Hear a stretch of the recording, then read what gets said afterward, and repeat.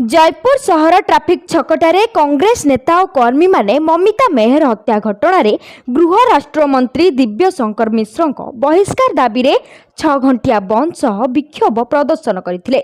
सहर रे गाड़ी चलाचल स्वाभाविक नथिबा बेले दुकान बाजार खोला रहितबा देखा जायतिला। जयपुर विधायक तारा प्रसाद बाहिनीपति और कांग्रेस कर्मी माने आंदोलन रे शामिल होइतिले। अटकी रहितबा ट्रक रो ड्राइवर मानकु विधायक निजे जलख्या बंटन करुतबा देखिबा को मिलितिला।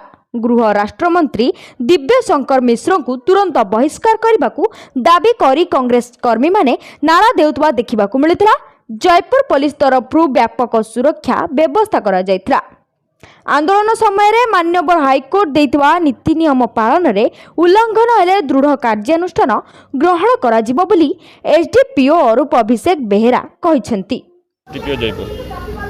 आज जो धाराटा दी स्ट्राइक जो गाड़ी अटकई हाईकोर्ट जो ऑर्डर अच्छी से ऑर्डर उपर गाड़ी तो अटक कथा नहीं तथापि गाड़ी अटके आप कौन प्रतिक्रिया देखो जो भाव मान्यवर हाईकोर्ट गत निर्देश देते केवल हड़ताल कर शांतिपूर्ण भाव कौन व्यक्ति को फोर्सफुली कौन प्रतिष्ठान गाड़ी मोटर जबत हम ना जदि भायोलेसन होती ऑर्डर से अनुसार जो मैंने आईन उल्लंघनकारी अच्छा विरुद्ध आईन अनुसार दृढ़ कार्यानुष्ठान ग्रहण कर।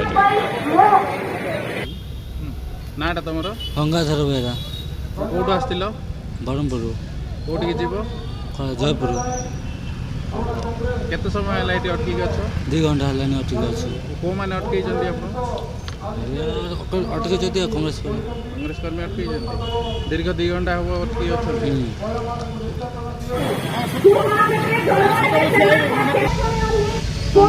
मो नाटा त्रिनाथ मल्लिक आम घर हूँ नखरा तेणुक मुझे जाऊँगी कौटी गले बरी कौन बरी बोमा जाऊँगी से गाँ को तेणुक 7टारे मुझे शोली पचर ये आसला बेलू 8-10 जन मत अटकैले